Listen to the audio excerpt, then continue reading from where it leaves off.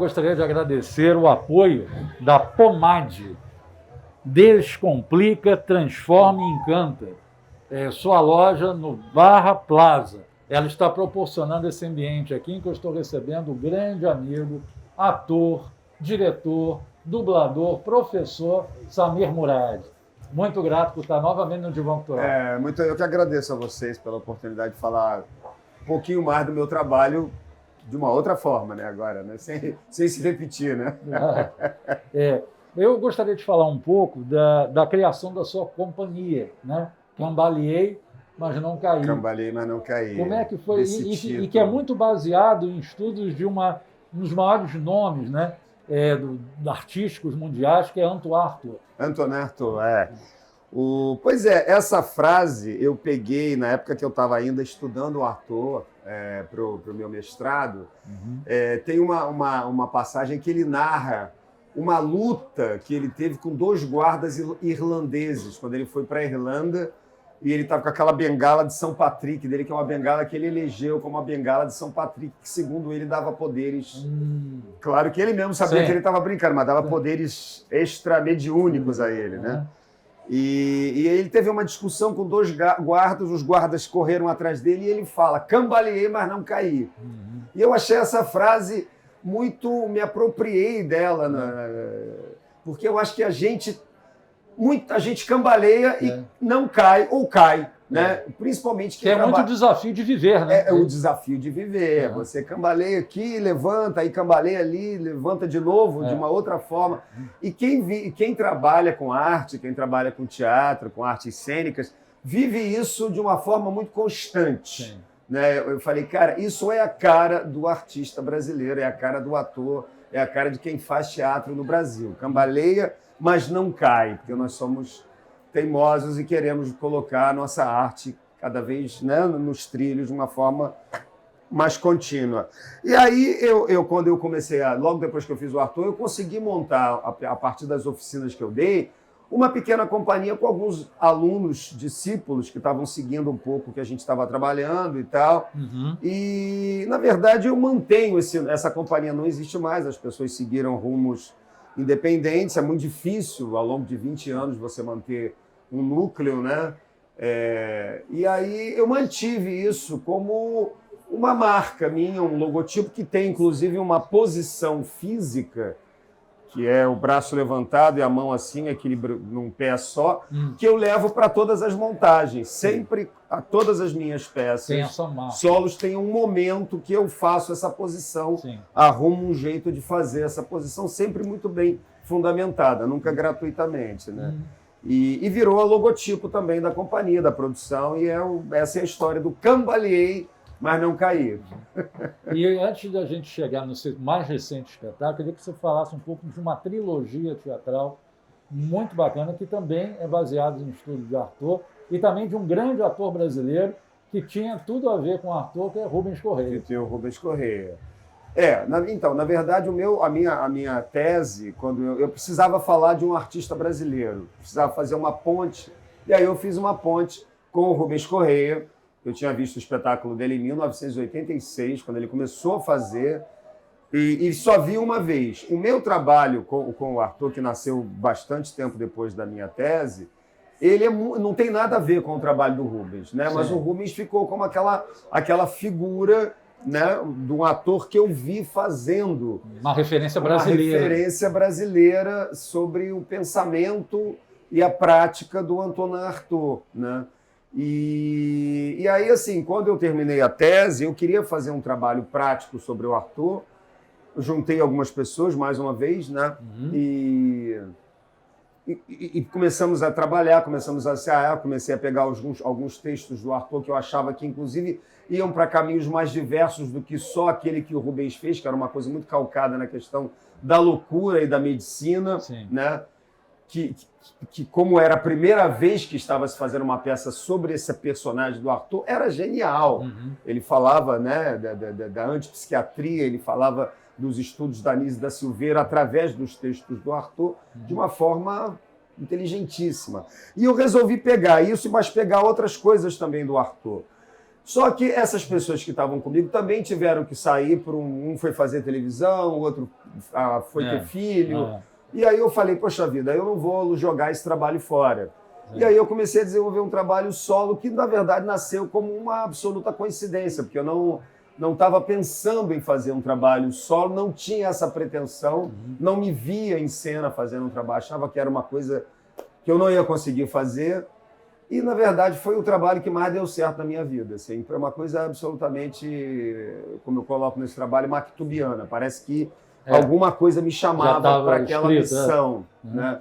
E aí foi um contato que eu tive quase que transcendental com a obra do Arthur e com as práticas preconizadas por ele, embora o Arthur ele abra muitas portas, mas ele não tem uma metodologia. Então eu fui fazer yoga, fui fazer tai chi, fui fazer algumas artes psicofísicas para poder entender um pouco mais essa mecânica do trabalho oriental sobre o corpo, né? Que era uma coisa que alguns pensadores e diretores de teatro já tinham feito também, mas eu, particularmente, nunca tinha feito. O Grotowski, que usou a yoga nos primeiros anos do trabalho dele, depois ele mesmo achou que a yoga não tinha nada a ver, enfim. E eu trabalhei muito essa questão, né, da respiração, de poses, de posições que são como se fossem descobertas do interior, da alma, que aparecem no expressas pelo corpo. Expressas pelo corpo, né? E que a yoga, de alguma forma, canonizou algumas dessas posições. O tai chi também. Então, o meu trabalho foi muito em cima desses preceitos, né?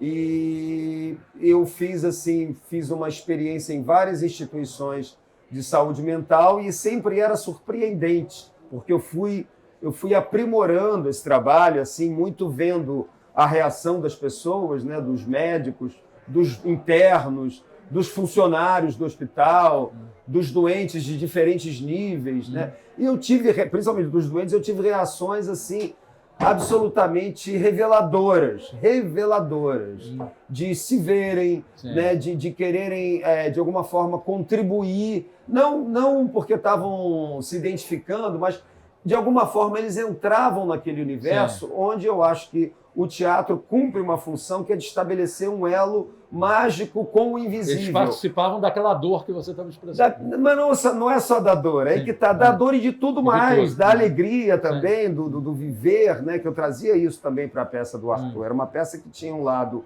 lunar e um lado solar. Eu me preocupei em trabalhar com esses dois lados para não ficar uma coisa muito taciturna, porque a primeira impressão que você tem do Arthur é que é uma coisa muito para baixo, muito obscura, né? Talvez por isso o título, Para Acabar com o Julgamento de Arthur. Esse título também já tem uma inspiração poética, que ele tem uma peça radiofônica chamada Para Acabar de Vez com o Julgamento de Deus. Sim.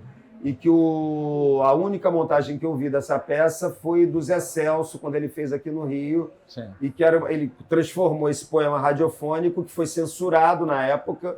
O Arthur já tinha saído do seu último internamento, estava tentando voltar para o teatro, e ele fez uma peça radiofônica que foi censurada. E aí ele coloca essa máxima, que eu acho também uma máxima super atual, onde está a máquina, está o vazio e o nada.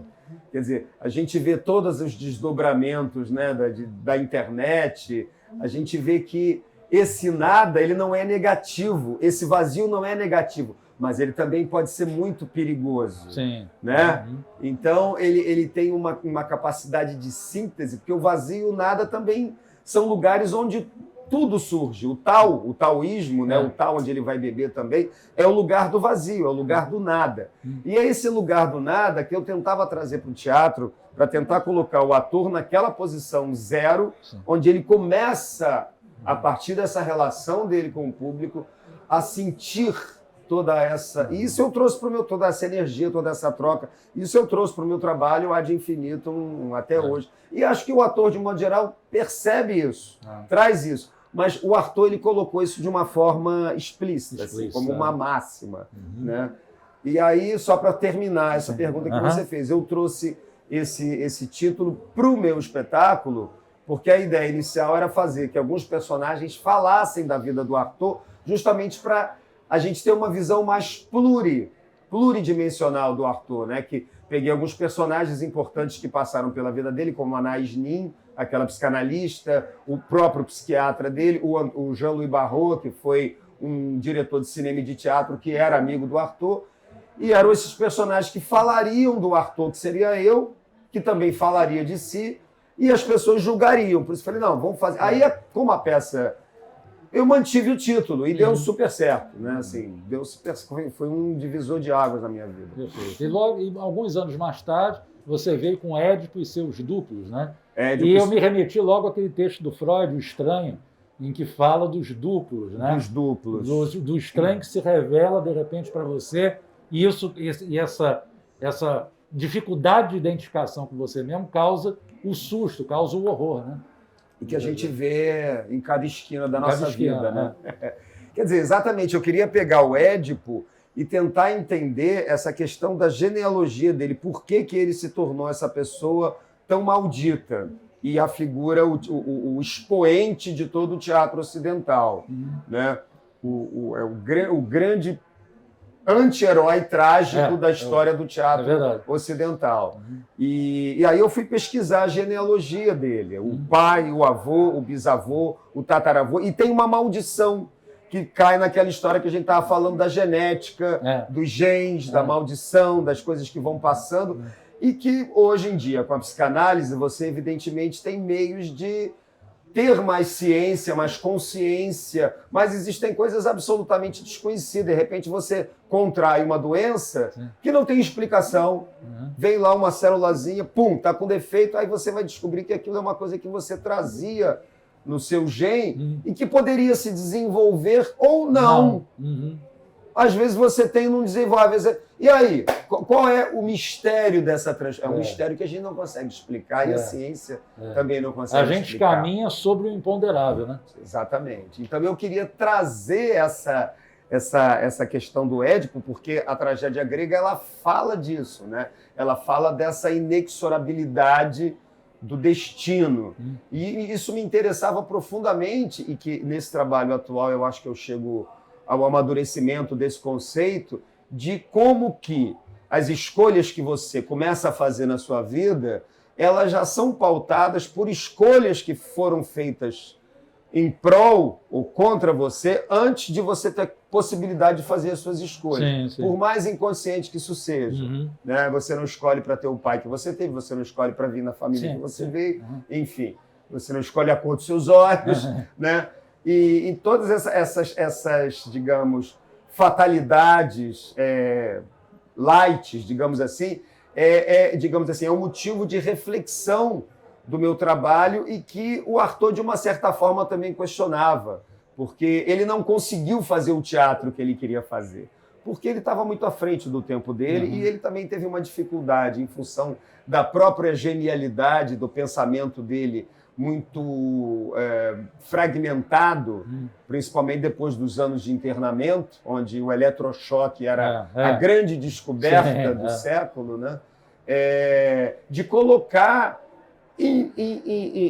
na carne do teatro as coisas que ele pensava. Tem um exemplo muito engraçado do Arthur, que ele começou a fazer uma peça com um diretor lá, um diretor famoso, e ele fazia aquele personagem do Pirandello, Henrique IV.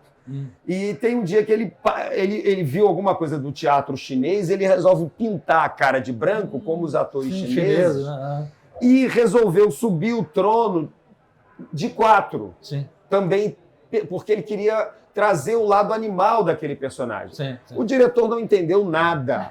Né? Falou, mas o que é isso? O que você está fazendo? Ele falou, bom, você quer o realismo, né? Você quer o realismo. Então tá bom, vamos fazer o realismo. E acabou fazendo e acho que depois saiu da PEN. Então ele tinha muita dificuldade de estabelecer esses códigos mais tradicionais com o teatro que se fazia na época, que era um teatro bastante da palavra, da palavra, só a palavra, né? A palavra dissociada de todo o resto. Então ele queria resgatar esse lado mágico do teatro, esse lado litúrgico, esse lado de onde o ator fosse um pouco quase um sacerdote, né?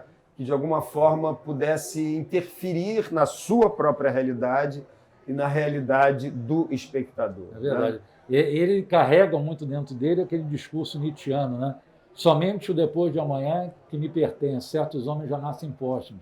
É o caso dele, né? É o caso dele. Ele não se estava adaptado no tempo em que ele estava. Não estava se adaptado no tempo. E aí o Édipo foi isso. Eu desenvolvi também alguns conceitos artodianos, como os duplos dos manequins. Eu trabalhei com manequins, sim, que eram fragmentados, eram pedaços do Édipo que ficaram pelo caminho. Então ele pegava um pé, era o avô dele, ele pegava uma cabeça, era a Jocasta, e ele vivia todos aqueles, quer dizer, vários personagens. Ele fez uma espécie de constelação, sim, familiar, onde ele trazia, onde ele voltou lá no oráculo de Delfos, já velho, onde ele incorpora a sua própria criança, onde ele incorpora o seu próprio jovem. Então eu boto o Édipo caminhando, que são imagens que os livros falam, né, do tempo que ele andou, fugindo do destino dele, fugindo daqueles pais que ele estava já destinado a matar e a casar com a mãe. E ele foge disso.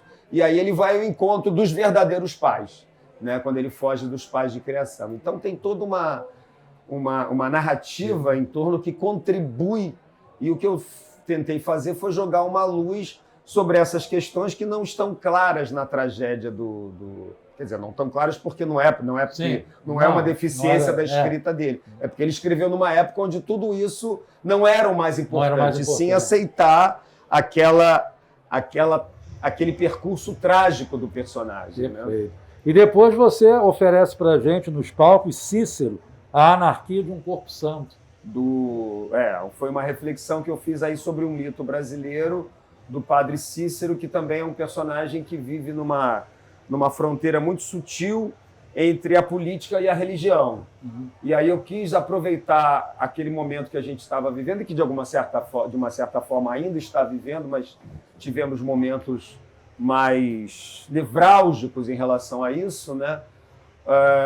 Onde esse ícone, né, da cultura brasileira, ainda pouco conhecido. Na verdade, o padre Cícero ele é muito conhecido no Nordeste, e naquele pedaço do Nordeste. Se você for para Santa Catarina, já ouvi falar, mas não tem a menor ideia de quem foi o padre Cícero. Né? Ele está em vias de ser canonizado já tem bastante tempo, mas ainda não foi, nem sei se será. Eu acho que isso também não é o mais importante. Sim. Mas eu coloquei o padre Cícero também num local, assim, mais uma vez, tentando trabalhar com essa questão transcendental do teatro, no momento que ele morre, no momento que ele está desencarnando. E aí a gente trabalhou o Butô, que é uma expressão japonesa que mistura dança e teatro, que nasceu a partir da Segunda Guerra Mundial, onde o Japão estava naquele holocausto, né, vivendo aquele... E aí os artistas começam a criar formas de se expressar, também trazendo questões muito pessoais, falando dessa morte. Né? Então o Butô ele fala da morte. Então eu queria trazer o Cícero como se ele estivesse ressurgindo daquela tumba, né? E repensando toda a sua vida. Então eu trago, mais uma vez, esses personagens que passaram pela vida dele, fazendo ele, naquele momento ali, refletir sobre tudo que aconteceu. Quer dizer, tudo não, evidente, mas os pontos importantes, né? A grande polêmica da peça, o leitmotiv da peça é a Beata Maria, que foi, digamos assim, quem catapultou o Cícero para ser o padre Cícero, através daquele suposto milagre da hóstia, que a gente até hoje não sabe o que aconteceu. Se ela era uma mística que, de alguma forma, como outras figuras da igreja, mulheres, né, sangravam espontaneamente através dos pulsos, através da boca, ou se foi um embuste. Existe uma bibliografia vastíssima escrita sobre isso, muita gente defendendo, muita gente atacando. A primeira vez que eu estive no Cariri, lá em Juazeiro, se você perguntasse para alguém, não, mas é claro que isso aconteceu, é evidente que isso aconteceu, né? Da segunda vez que eu tive, já há muito tempo, 20 anos depois, 20 anos não, mas uns 15 anos depois, as influências, por exemplo, da religião evangélica já era muito forte. Então, o padre Cícero ainda tinha força, mas ele já não tinha o mesmo fascínio que ele tinha sobre as pessoas. Então, tudo isso você vê que também foi relativizado. Né?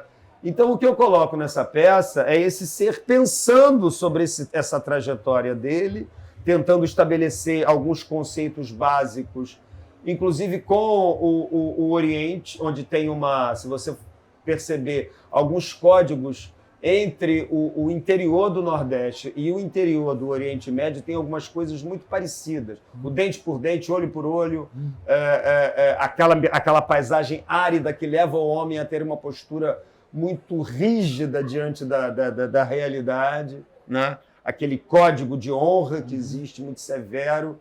E tudo isso a gente colocou com a música. A gente trabalhou uma música que juntava ritmos nordestinos e ritmos orientais, que existe, na verdade. Não inventei nada, mas a gente fez essa ponte de uma forma consciente. Né?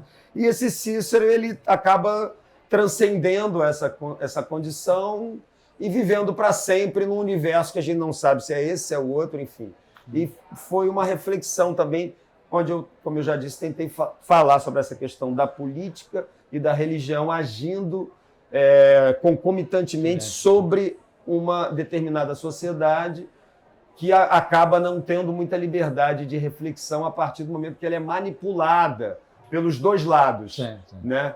Então, e o Cícero, na verdade, ele acabou sendo vítima da sua própria força. Ele foi expulso da religião, porque, de alguma forma, ele também não se submeteu ao que a religião exigia dele, e depois ele foi expulso da política, por motivos políticos. Né? E tem essa história absolutamente singular de um ser, no mínimo, de uma originalidade absurda para os padrões dos santos brasileiros. Né? Sim, claro. E esse seu mais recente espetáculo, ele já começa muito curioso pelo próprio título, que eu gostaria que você partisse dele para a história, né? O Cachorro que se recusou a morrer. O Cachorro que se recusou a morrer. Pois é, esse título, ele me veio num sonho. Ele me veio na contracapa e todo o meu trabalho ele fala muito dessa fronteira do sonho, do onírico, né, que é o universo surrealista que o Artaud preconizava, que é um teatro que brinca com essa realidade do tempo, do espaço, numa dramaturgia muito anticonvencional, muito embora eu não tenha essa pretensão, nem me acho propriamente um autor que domina a escrita dessa forma, mas eu não conseguiria nem escrever de outra forma. Essa peça mesmo do Cachorro, o tempo todo a gente brinca com as idas e vindas no espaço, do rompimento de um espaço para o outro, porque é a única maneira que eu consigo me expressar no teatro a partir de uma escrita minha. Então, esse título me veio num sonho, na contracapa de um caderno espiralado, velho, eu anotei e não sabia muito bem o que significa, mas achei o título curioso, O Cachorro que se recusou a morrer. Gente, que coisa interessante, parece que o cachorro foi atropelado e ficou ali não querendo morrer, né? E aí, depois, ouvindo os áudios do meu pai, que eu gravei com ele pouco antes da morte dele, tinha um trecho que ele falava: meu filho, eu era cacheiro, ele foi cacheiro viajante, mas eu era tratado como cachorro. E aí eu fiquei vendo essa vida que meu pai impregnou. Foi um homem de muita influência na família, por ser um pai de uma família árabe, onde a figura paterna é sempre a figura mais forte, mas como que ele exerceu um domínio quase que inconsciente sobre todas as filhas, os filhos, os netos. E como eu saí dessa família, como eu me distanciei dessa família, eu pude ver isso de fora. E eu falei, de alguma forma, ele quer ser esse personagem que não morre, que não morreu. E, de alguma forma, hoje, se você me perguntar quem é esse cachorro, eu acho que é o meu pai e acho que sou eu também. Porque eu acho que ele me impregnou dessa resistência para tentar conseguir manter vivo um trabalho que eu sei que não é só por ser autoral, mas que, de alguma forma, namora com uma maneira de fazer teatro que não é propriamente a maneira mais fácil de você fazer um teatro comercial. Né? E eu não estou falando isso por um exercício de estilo, nem por uma pseudo-vaidade, não. É que eu acho que seria mais fácil mesmo eu não fazer e fazer uma outra coisa. Mas, para mim, produzir, escrever, só tem sentido se for essas coisas que são muito radicais para mim, que têm uma importância muito visceral, eu diria, né? Então, esse cachorro é meu pai, esse cachorro sou eu. O título veio a partir de um sonho, como se ele tivesse ali de alguma forma. E aí depois você estabelece um link, né? Fala, ó, ele fala que ele era tratado como cachorro, né? Um estrangeiro numa terra estranha, né? Mais uma vez essa coisa da estranheza que perpassa o meu trabalho, eu posso dizer. O Arthur é um sujeito estranho, o Édipo era um cara estranho, o Cícero passa a ser um sujeito estranho. Passa a ser não, na verdade ele sempre foi, por isso que ele foi o que ele foi. E o cachorro também é um homem estranho. Meu pai era um dissidente, assim, meu pai ele tinha poucos amigos libaneses, ao contrário dos estrangeiros que se unem, né? Eu via lá os ciclos, eu saía com ele às vezes, ele passava assim, falava, mas ele não professava muito aquela filosofia daqueles homens que também vieram para cá. Né? Ele tinha uma insatisfação básica que eu acho que de alguma forma me ajudou nessa mola propulsora para que eu pudesse virar um artista. Né? Beleza. Insatisfeito também com a realidade, tentando criar uma fantasia possível. Né?